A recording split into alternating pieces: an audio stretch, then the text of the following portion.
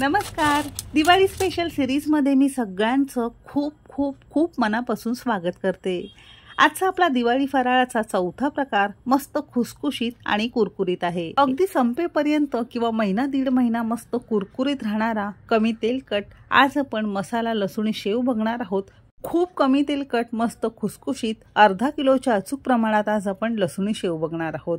चला तर मग वेळ न घालवता रेसिपीला सुरुवात करूया.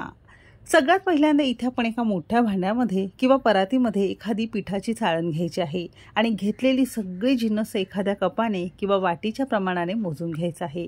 तुम्हाला इथे मी वाटीचं आणि ग्रामचं प्रमाण सुद्धा दिलेलं आहे. इथे तुम्हाला मी एक छोटीशी अशी टीप देईन. दिवाळीचा फराळ असेल, पहिल्यांदा बनवत असाल, बॅचलर असाल, जर एखाद्या कपाने किंवा वाटीने तुम्ही प्रमाण घेतलेलं सगळं मोजून घेतलं की प्रमाण तुमचं चुकणार नाही आणि प्रमाण जर चुकणार नाही तर पदार्थ सुद्धा अगदी आपसूक परफेक्ट असा तयार होईल. म्हणून सगळी जिन्नस इथे आपण एकाच कपाने साधारणतः 2.5 कप आणि वजनी म्हणाल तर साधारणतः 450 ग्राम इथे आपण बेसन पीठ घेतलेलं आहे. घरात दळलेलं किंवा रेडीमेड पीठ कोणतंही बेसन पीठ तुम्ही इथे वापरू शकता. ज्या कपाने 2.5 कप किंवा 450 ग्राम बेसन पीठ घेतलेलं आहे अगदी त्याच कपाने अर्धा कप आणि 100 ग्राम प्रमाणात इथे आपण तांदळाचं पीठ घेतलेलं आहे. तांदळाचं पीठ घातल्यामुळे शेव अजिबात तेलकट होत नाही, मस्त कुरकुरीत आणि जास्त दिवस छान कुरकुरीत खुसखुशीत राहणारी तयार होते. म्हणजे दोघांचं प्रमाण मोजलं तर साधारणतः अर्धा किलो ही दोन्ही पीठं घेतलेली आहेत. म्हणजे अर्धा किलोची आपण इथे मस्त शेव बनवणार आहोत. दोन्ही पीठं मस्त चाळणीने आपण चाळून घेणार आहोत. म्हणजे काही यामध्ये गुठळ्या असतील, छोटी मोठी कचरा असेल असा चाळणीवर वेगळा होतो. शेव बनवण्यासाठी एक सारखा मस्त गुळगुळीत मस्त फाईन असं पीठ आपल्याला तयार मिळतं. तर असं हे अर्धा किलो बेसन पीठ आणि तांदळाचे पीठ आहे. यासाठी इथे आपण काही सुके मसाले घेतलेले आहेत. अर्धा चमचा तिखट घेतलंय, पाव चमचा हळद घेतलेली आहे, 2 चिमूट हिंग घेतलेला आहे आणि चवीपुरतं मीठ घेतलेलं आहे. शेव बनवताना अशी तुम्हाला एक महत्त्वाची टीप देईन. एक तर पीठ आपल्याला चाळून घ्यायचंय, घेतलेले सगळे मसाले अगदी बारीक असावेत. शेव बनवताना एक महत्त्वाची अशी टीप देईन. घेतलेलं पीठ असेल किंवा सगळे मसाले असतील अगदी बारीक असावेत, म्हणजे शेवेच्या साच्यामधून ते बाहेर पडतील. शेव मस्त कुरकुरीत आणि खुसखुशीत होण्यासाठी यामध्ये आपल्याला तेलाचं मोहन सुद्धा घालायचं आहे बरं का. त्यासाठी कोणत्याही फोडणी पात्रामध्ये एखाद्या छोट्याशा भांड्यामध्ये अर्धा किलो पिठासाठी बरोबर नाश्त्याचे 4 चमचे आपण इथे तेल घेतलेलं आहे. मोठ्या आचेवर चांगलं धूर येईपर्यंत कडकडीत असं गरम करून घ्यायचंय आणि या पिठावर आणि या मसाल्यांवर घालायचंय. सुरुवातीला चमचाने वर खाली करून घेणार आहोत. थोडंसं कोमट झाल्यानंतर पिठामध्ये तेल आणि मसाले चांगले आपण असे चोळून घेणार आहोत. असं केलं की काय होतं माहिती आहे का, पिठाच्या प्रत्येक कणाला मसाले लागले जातात, गरम तेलाचं मोहन लागलं जातं आणि त्यानेच तुमची शेव मस्त खुसखुशीत तयार होते. 2 मिनिटं चोळून घेतलेलं पीठ बाजूला ठेवून देणार आहोत. इथे आपण लसूण, जिरा आणि ओव्याचा एक मस्त फ्लेवर बनवणार आहोत, ज्यामुळे तुमची शेव अगदी चविष्ट तयार होते. त्यासाठी मिक्सरच्या भांड्यामध्ये अर्धा किलो पिठासाठी 30 लसणाच्या पाकळ्या, 2 चमचे जिरं घेतलेलं आहे आणि 2 चमचे आपण इथे ओवा घेतलेला आहे. सुरुवातीला पाणी वगैरे काहीच न घालता आपण हे मिक्सरला फिरून घेणार आहोत आणि थोडंसं मिक्सरला असं फिरून घेतल्यानंतर यामध्ये आपल्याला अर्धा कप साधं पाणी घालायचंय आणि पुन्हा आपण याला चांगलं वाटून घेणार आहोत. म्हणजे सुरुवातीला पाणी न घालता वाटून घ्यायचंय. थोडंसं वाटल्यानंतर पुन्हा अर्धा कप पाणी घालून चांगलं पुन्हा वाटून घेतलं की काय होतं माहितीये का, ही सगळी जिन्नस अगदी बारीक अशी वाटली जातात. पुन्हा छान वाटल्यानंतर एखाद्या चाळणीवर आपण चांगलं याला गाळून घेणार आहोत. कारण शेवेसाठी थोडेसे खडे फोममध्ये मसाले अजिबात आपल्याला पिठामध्ये घालायचं नाही, नाहीतर शेवेच्या साच्यामधून शेव अजिबात खाली पडणार नाही आणि उरलेला हा चोथा एखाद्या वाटणामध्ये किंवा भाजीमध्ये तुम्ही वापरू शकता. तर असा हा तुमचा शेव बनवण्यासाठी लसूण, जिरा आणि ओव्याचा मस्त पाण्यासारखा हा फ्लेवर तयार झालेला आहे आणि यामुळेच तुमची शेव अगदी चविष्ट अशी तयार होते.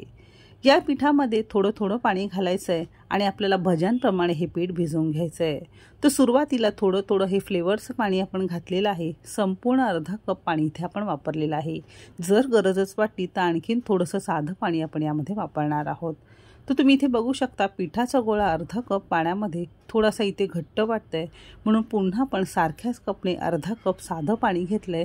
पुन्हा पण लागेल तसं थोडं थोडं पाणी घालायचंय आणि भज्यांच्या पिठाप्रमाणे खूप जास्त सैलसर नाही किंवा खूप जास्त पातळसर नाही, जसं आपण गोल भज्यांचं पीठ भिजवतो ना, अगदी तसंच आपल्याला हे पीठ भिजवून घ्यायचं आहे।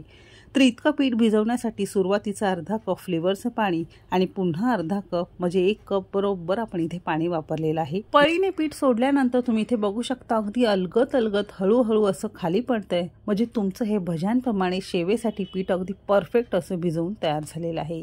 शेवेच्या साच्यामध्ये अशी 3 प्रकारची आपल्याला पानं दिली जातात, एक लहान, मध्यम आणि मोठ्या आकाराचं। या लहान पानामध्ये अगदी नायलॉन शेव बनवली जाते। इथे आपण मध्यम आकाराची शेवेचं पान असं साच्याला सेट करून घेतलेलं आहे। पीठ साच्याला आतमधून चिटकू नये म्हणून थोडंसं याला तेल लावून घेतलेलं आहे आणि साच्याच्या आतमध्ये असं हे पळीने आपण थोडं थोडं पीठ भरणार आहोत।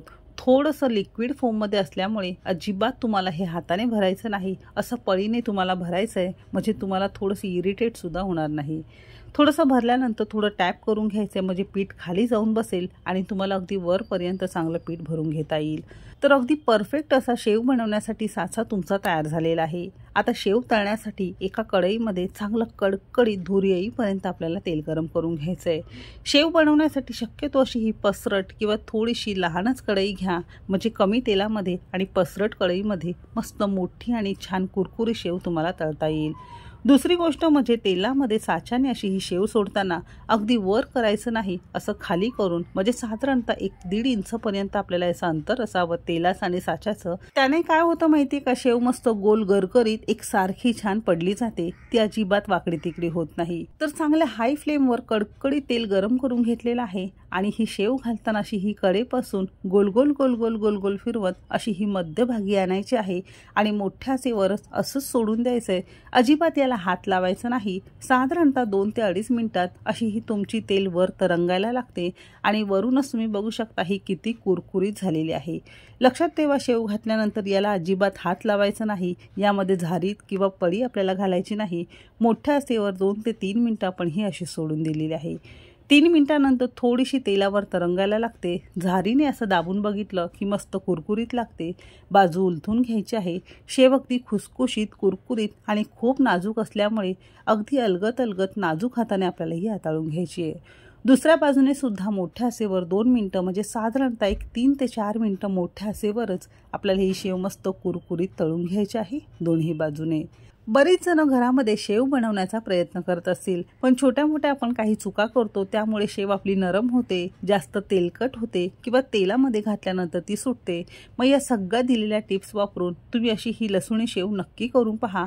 तुम्हाला जर लसूणी शेव बनवायची नसेल तर अजिबात कोणताच फ्लेवर न घालता सांगितलेली दोन्ही पिठं आणि पिठामध्ये थोडीशी हळद आणि मीठ घालायचंय, साधं पाणी थोडं थोडं घालून सारख्याच पद्धतीने सैलसर पीठ भिजवून तुम्हाला अगदी प्लेन शेव सुद्धा तयार करता येईल। ज्या पद्धतीत करायची असेल त्या पद्धतीत तुम्ही शेव तयार करू शकता। बनवलेली शेव अशी ही एखाद्या नेटवर किंवा टोपल्यावर काढून ठेवायची आहे, म्हणजे यातलं सगळं तेल खाली गळतं आणि कमी तेलकट तुम्हाला शेव खाण्यासाठी तयार मिळते। तर खूप जास्त चविष्ट, मस्त कुरकुरीत, चहा बरोबर तर एक नंबर लागते अशी ही शेव तुम्ही एकदा नक्की करून पहा। गॅरंटीने सांगते, घरातल्या सगळ्यांना तुम्ही खुश कराल। एक शेव तुम्हाला इथे मी फोडून दाखवते, तुम्हीच आवाज ऐका।